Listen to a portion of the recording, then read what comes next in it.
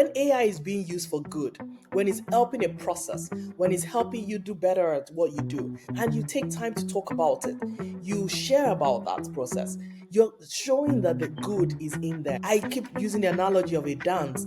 If the song is really good, people will stand up and join in the dance. So, is AI taking anyone's jobs, and should creatives be really concerned about output? AI is changing everything when it comes to the way we market. We still need creative people. The world now belongs to the creative people. Gone are the days when we are like, oh, you're creative, yeah, but can you do it? So that is the time now for those that are really creative to own their skills and start looking at things from different points of view. Hello, friends. Welcome to another episode of Ready Next. Buckle up for an exciting conversation as I sit with my special guest, Adebola Olomo. We will be diving into the world of marketing in the age of artificial intelligence. Adebola is someone who has traversed many industries. She's a leader in the world of marketing, an author, a lawyer, and an AI champion. Adebola was formerly at Hubspot, but now she leads Deefrent Media agency and serves as the ambassador for Women in AI Ireland. As a mentor and coach, she firmly believes in the power of mentorship in bringing about better outcomes for young people and remains a driving force in the realms of technology and innovation. Her co-founding of Thrive Inclusion, an emerging technology-focused social enterprise in Ireland, underscores her commitment to bridging the digital divide and shaping a more inclusive technology landscape. Adebola, welcome to Ready Next. I am so happy to be here, and Yes, it's yes. always exciting talking to you. I am happy to have you here. I'm really excited to get into this. But let's backtrack a little bit. You've now been deeply immersed in not just marketing, but also the world of technology. And I want you to sort of just cast your eye and mind back to the beginning, to many, many years ago, where you were shaping, the ideas, the concepts, and gaining the experiences that brought you to where you are today. How has your background and experience shaped your perspective on the evolving role of AI in marketing and in general in technology, where we are today? I'm kind of firmly sure that that word curiosity was, as in, I was there, like they thought of me when that word was formed. But I've just been Love super it. curious about things, and my curiosity has provided very many opportunities for me. I remember having studied law, like you said, and then my first job was me being curious enough to go like, I want to try out in this company as a PA. And that became a tech company, and that became my introduction into tech and started my journey into tech. So all the time he's always been, how can I be curious about this? Moving to Ireland about 7 years ago, and it was so tough to get a job. It was really, really tough. And I just kept saying to myself that I just need to be curious enough about something and it will open the path.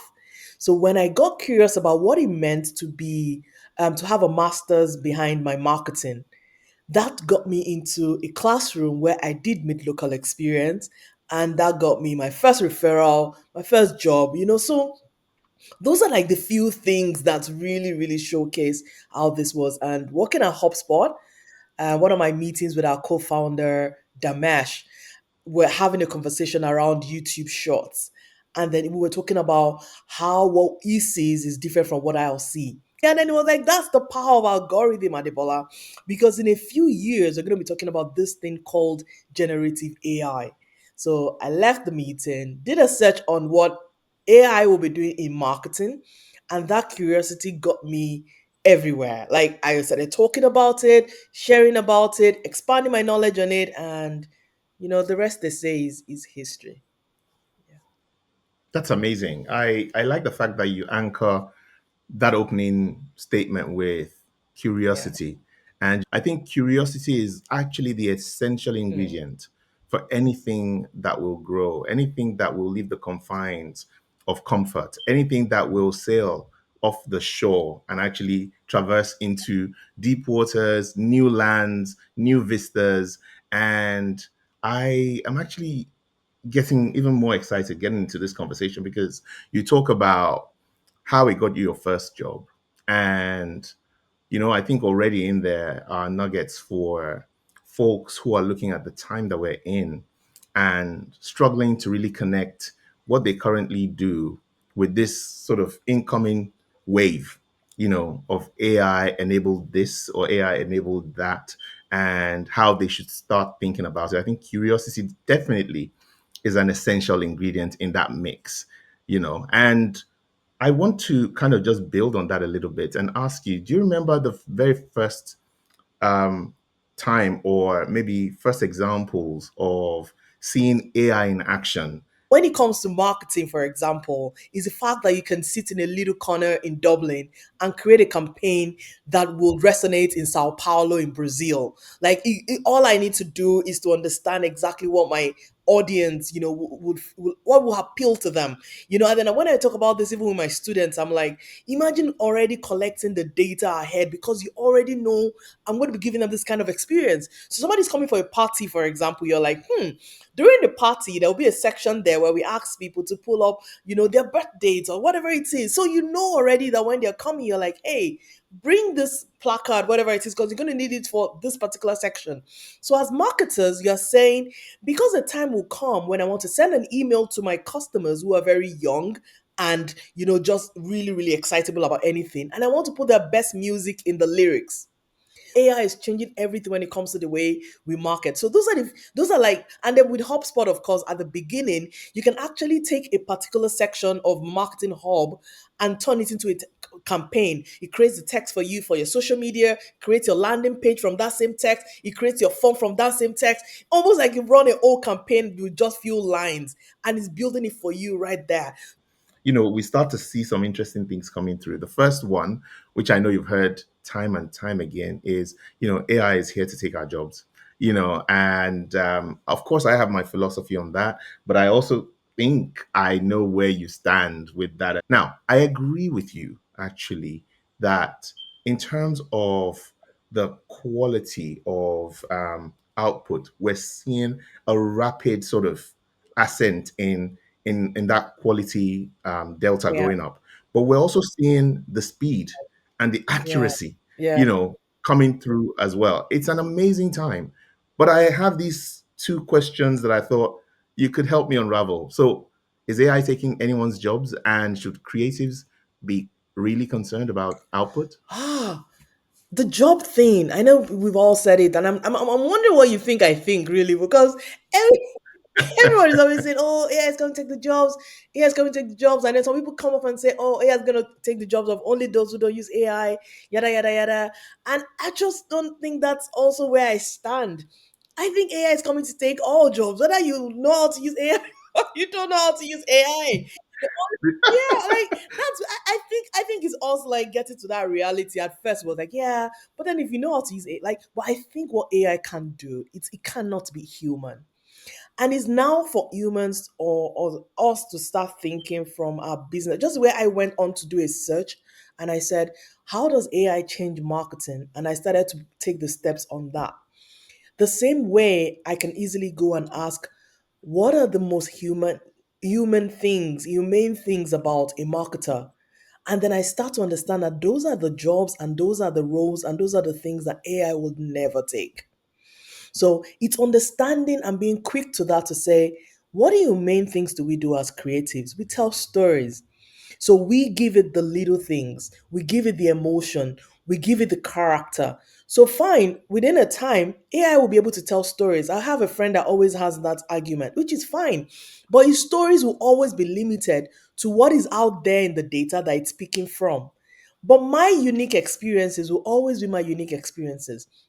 Like, so that's where humans come in. And as creatives, we need to start to see the things around us as our canvas, our stories. Mm. Like let's live in the moment, because when we then get to the tools like like chat gpt and the likes that we use to tell the stories, our unique point of view differentiates us.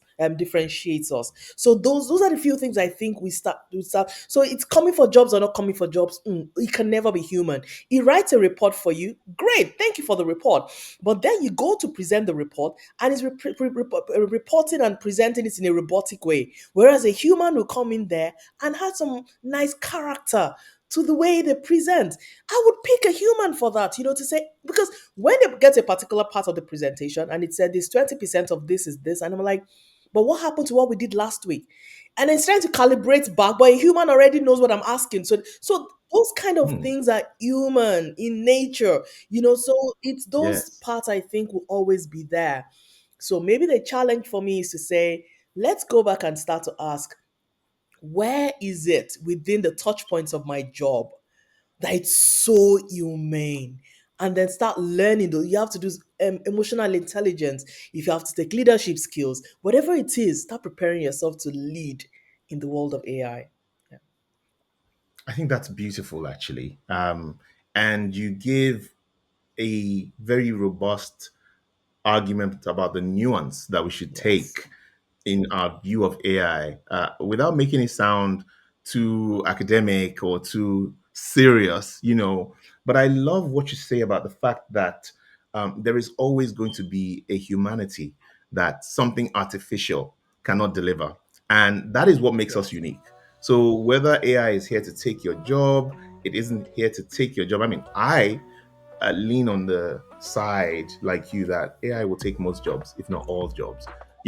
Looking at the pace and sort of rate of change that is bringing to the world, I think all current jobs are at risk. But the good news is that those jobs are evolving. Yes. They're evolving into getting a higher level of Yes. enablement, a higher level of efficiency. But I also then see that some of the last areas to be touched by AI would be those areas that have a high degree of human input, human creativity, human sort of layer of intelligence and emotion. Nobody wants to go to a concert to watch two robots, singing to each other. I mean, there might be those who, that's their fancy, but we all still want to go, to see people like us, perform at their best. And I think your advice that you're giving, which is adapt, stay agile. And, you're even taking it a step further and saying, lead, you know, learn about it and lead with it. And that's maybe the recipe. I think that somewhere in there is the recipe that gets us moving I'm even forward. thinking that might be my Now, next book. yeah, I mean, I'm telling please. you, I'm even thinking that might be something I might write about in my next book. Now I have an idea for my next book. As Oh, wow.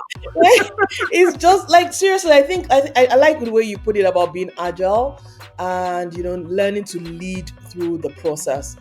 At the end of the day, as marketers especially, we can't remove the emotions. That's not something we should aim to remove, but we should just aim to remove the blockers.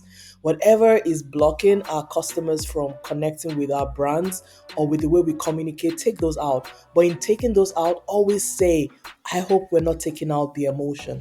Let that be the call out for the team, for the teams, for the developers, for the creative guys. Whatever we do, guys, don't take out the emotion, because that's exactly what it is that would constantly win for us.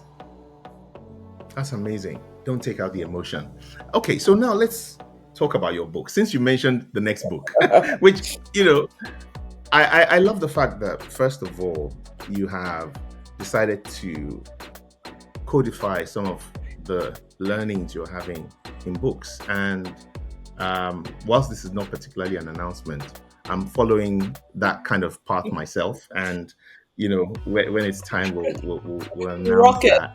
But you have two books out, if I'm correct. Marketing with AI and Marketing Across Yes. Borders, if I'm correct. And I find it fascinating, the titles, especially the second one, Marketing Across Borders.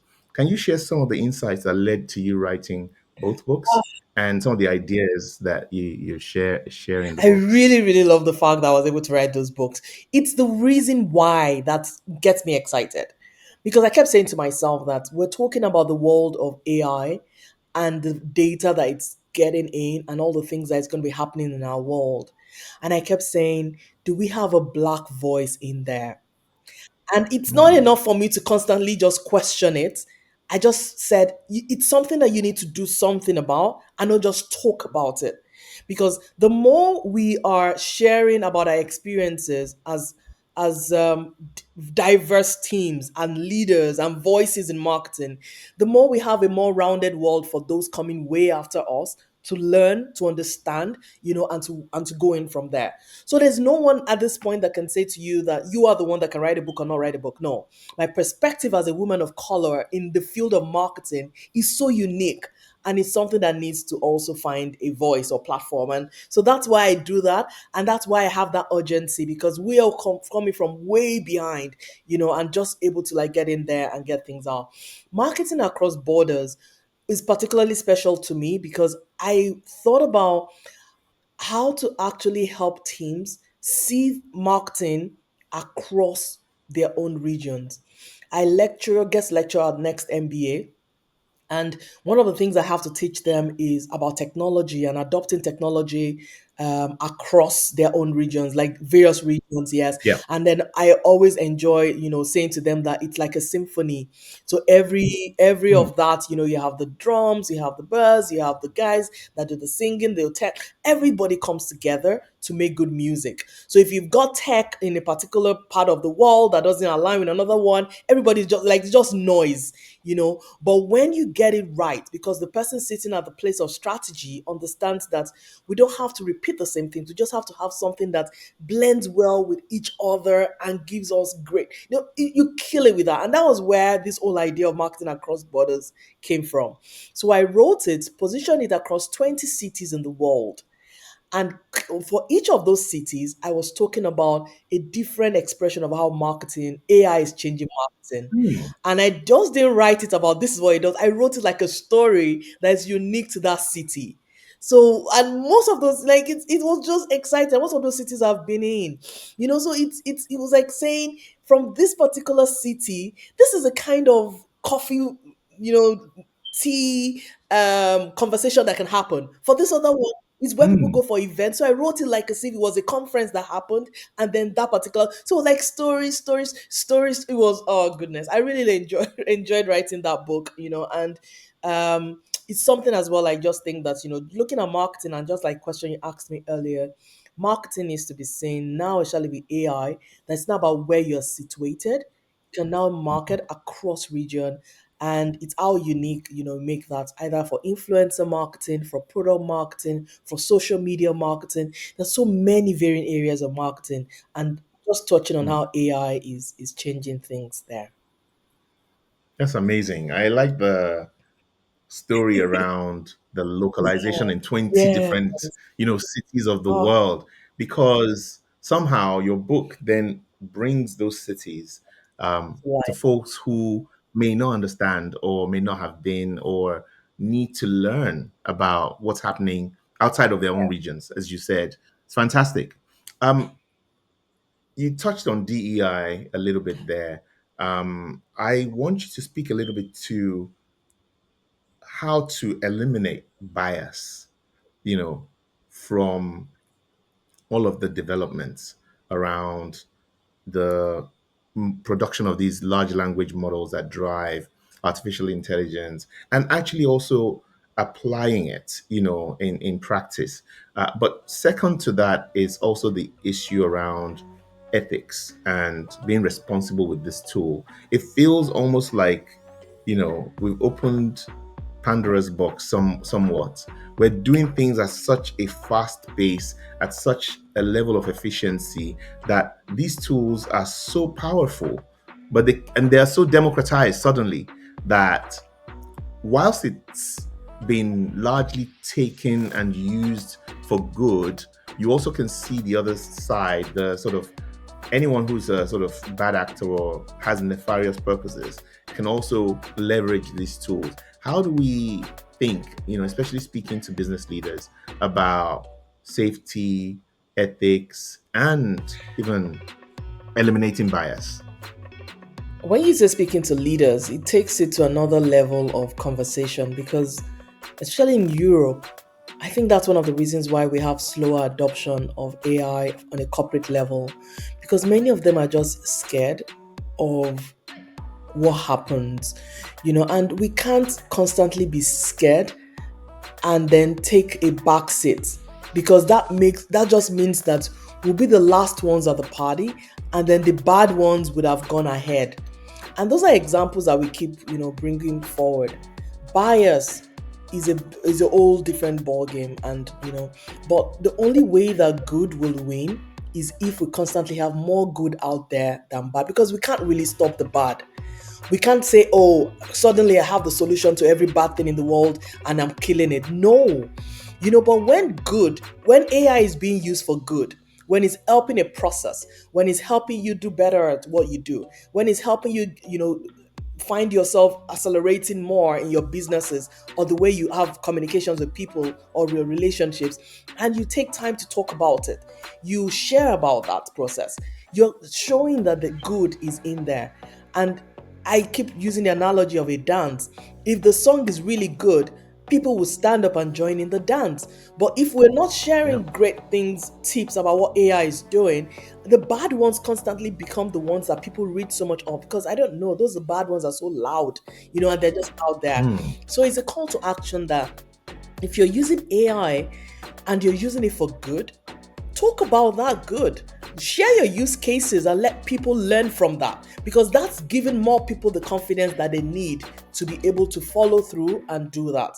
From a bias point of view, it's particularly personal for me because not only am I a woman, because I think gender falls under minority, and then I'm a woman of color living abroad, which means that is another level of minority.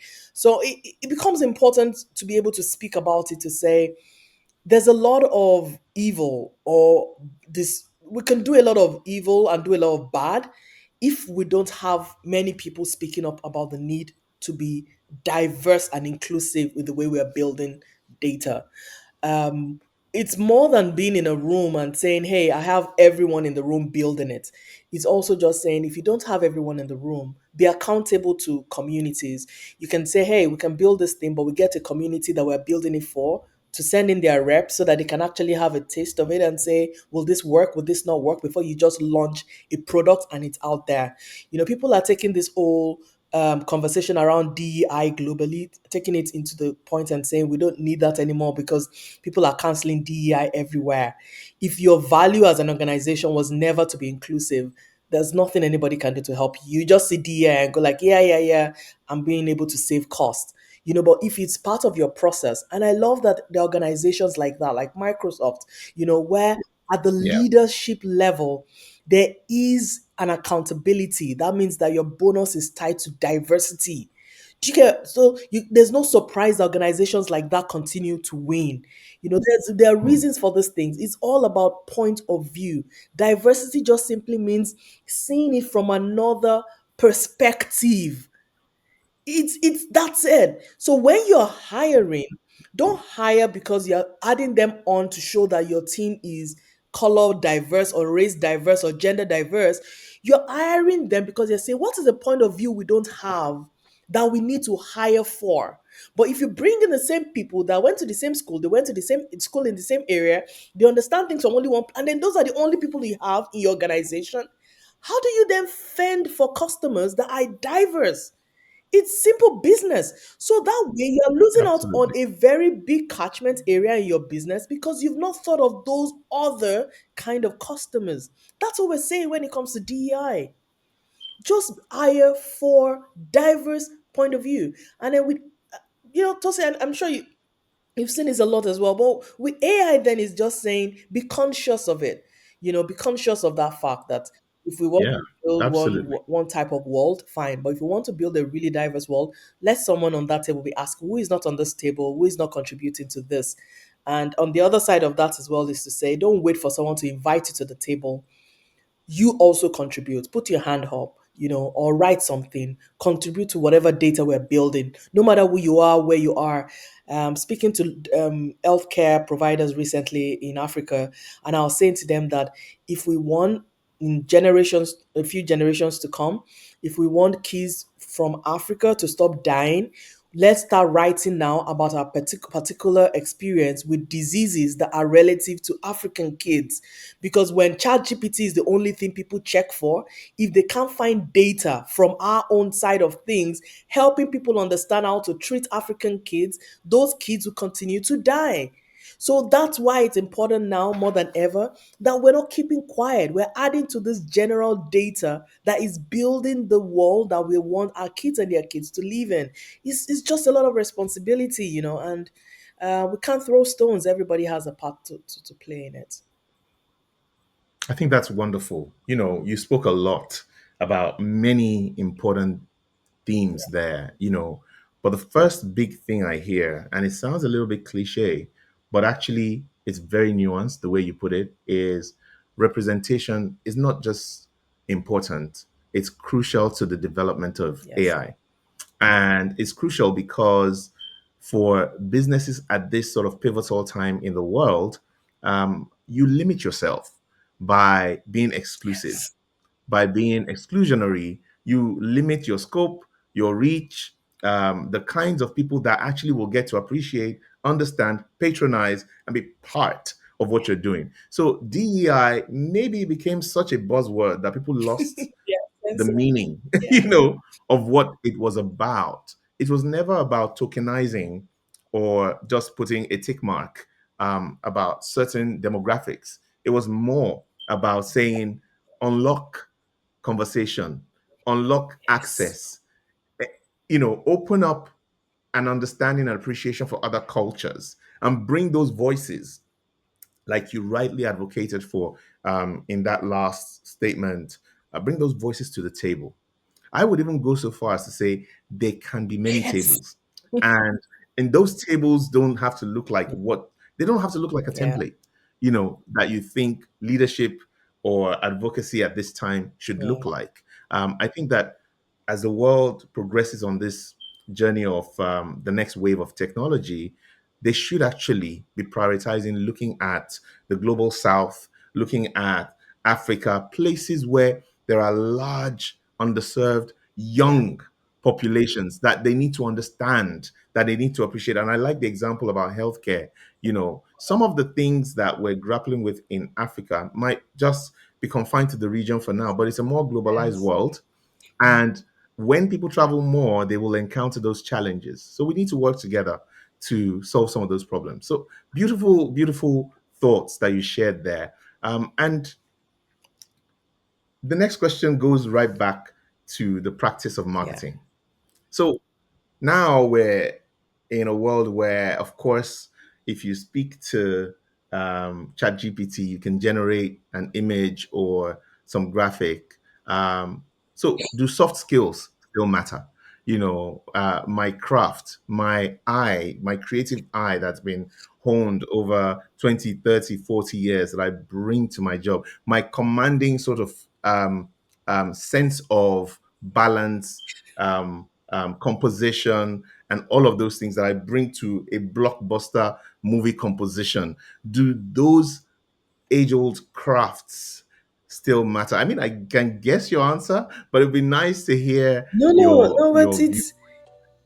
I feel for everyone, including myself. I really feel for us because it's it's going to matter. And I think that's the difference between good and great.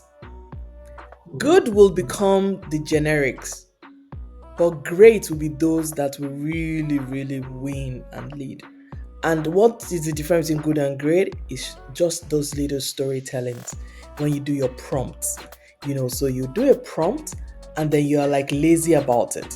But somebody else does a prompt and everything you mentioned to say comes to fore.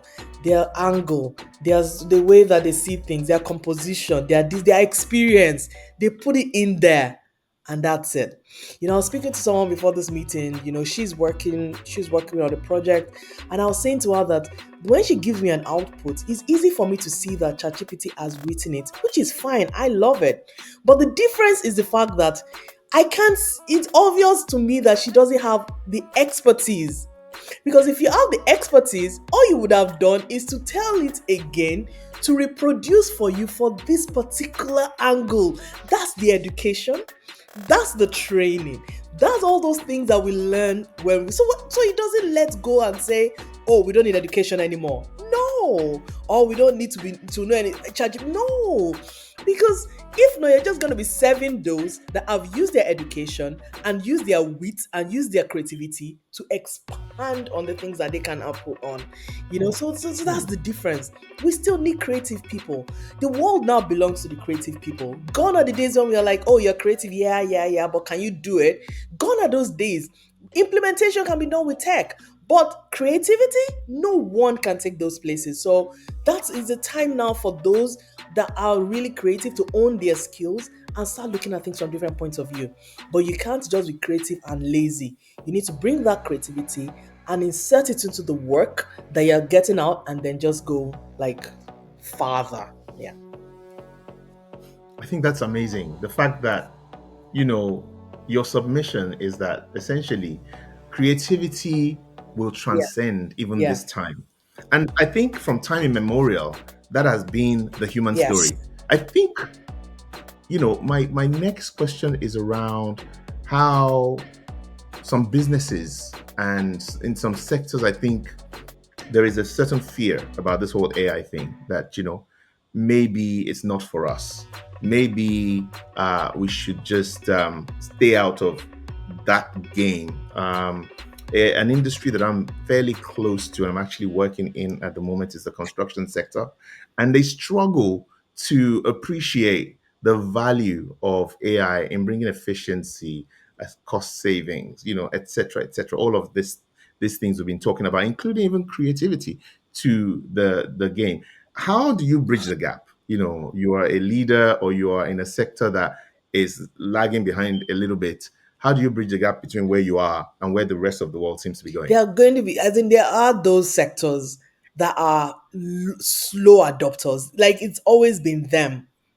And I can understand a bit from their point of, because there's a lot of safety and a lot of motion attached to what they do, so they are like quick, and then they've built a process over time that it will take a while to start, but what I Yeah, rigid yes, processes, like, yes. but the thing that I appreciate about them as well is that they have money to purchase technology. I've seen them do that. Because what happens is the technology has been built, somebody takes the bait and goes with it, then all of them start to follow. You know what I mean? Because Exactly. it's Yes. just the way that, I remember when I used to have to onboard customers on Hubspot. And then when we have the construction guys, it's always so funny because they have zilch idea. They don't want to use the technology at all. And they don't want to know. So they don't want to use it at all. But once one person within the team like goes on Yeah. site and is able to text back, and they know where this particular process is on the pipeline and all that, and it works. Everybody's like, show me, show me, show me, show me, show me. I need to make it work. Yeah. So I think with AI, it's gonna be the same. They're going to be the ones that will take the bait, that will just be the fast adapters, and everybody else will come through with that. And it's fine for people to take things at their own pace. I just constantly say that for teams, whenever you do, then go that way. Especially when you're in teams where people are not quick on tech, you need leaders who are very, very much about not leaving anybody behind and making sure that the team is getting upskilled at the same time. If not, a lot of fear of AI taking their jobs because they don't understand what it's doing is going to slow the team down. And when the teams are slower, the organization becomes slower. And you don't want a situation where you've been a construction company for over 60 years or over whatever years. And then there's one boy somewhere because he understands the technology of it. And then he knows how AI is going to do it. And then you are shutting down your business because it's going to happen. Just the same way we didn't have to use VHS anymore, or people have to like, it's the same thing. Someone somewhere that doesn't have that old um the old history can easily come up with AI and develop a construction company that is, and people will go there because the efficiency is there. They're using robots, they're using this and that. The efficiency is there. People will buy into that, and then normal brick and mortar businesses start to shut down. That's where it's going to happen if people don't start to adapt, understand exactly what this is about, and learn it, and or just be curious about it enough to have teams within their organization that are doing a bit of research into how this can make their businesses better. And not just even the construction guys, it's going to happen even in medicine, it's going to happen everywhere. Folks that already used to doing things in a particular way needs to start understanding that there's just a new way to the world. The US is going to lead in a lot of ways because they are not as closed off. I don't know what's going on with them when it comes to regulation. They just threw all these things out the window. But what that also means is that people are building really fast in there.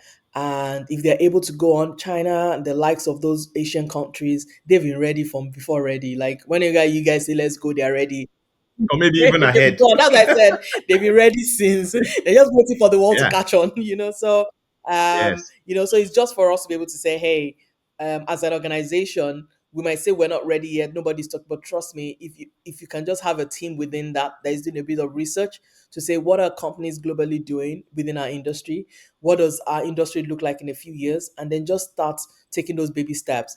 You don't have to change everything in one day. Just start with a little bit of curiosity, start with a bit of education, look for your champions within your team who are not averse to this and are very, very quick. Encourage them to go do the research and do the digging, and then let them bring everybody else up to speed. Let's let that with that way, a lot of organizations can be faster. That's fantastic, and I agree with you. I mean, I'm deep in construction. I see two sides. I see the ones that are actually Yeah, progressive, and they're doing amazing things.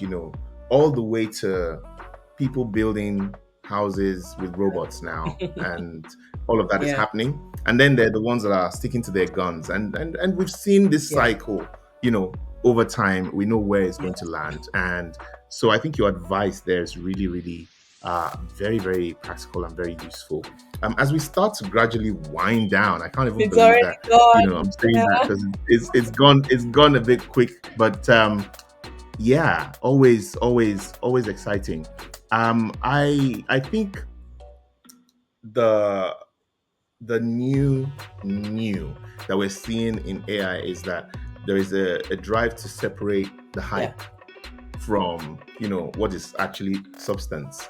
Because there's a fair amount of that where folks are just doing a lot of showing, but they're not showing a lot of yeah, substance. You know, we know that this always happens when there's a new, advancement in yeah. technology. But again, speaking to maybe not just leaders, but also practitioners, those who are in deep in marketing, marketing analysts, creatives, your project managers, your designers. How do they really stay on task and separate the hype from substance? You need to find your use cases. They need to know exactly what part of their processes they want AI to impact and get everybody on the same page. For example, if we're saying, team, let's make sure that whatever work you're sending through, clean it up with ChatGPT or your Copilot or whatever it is you're using before sending it through. What that means is that the times that before you have spent on back and forth, on editing, correcting grammar, understand, that is already reduced. That's simple use cases, simple. That already is reduced. Number two, you want to have a campaign done. Give me three ideas before they go off for weeks to create ideas. No. Immediately, I can check whether you are an ideas person or not based on the three different campaign ideas you give to me and the way that they are versed in the way they serve the target audience. So once I understand that, I'm like, this person is a fit for my business or not a fit.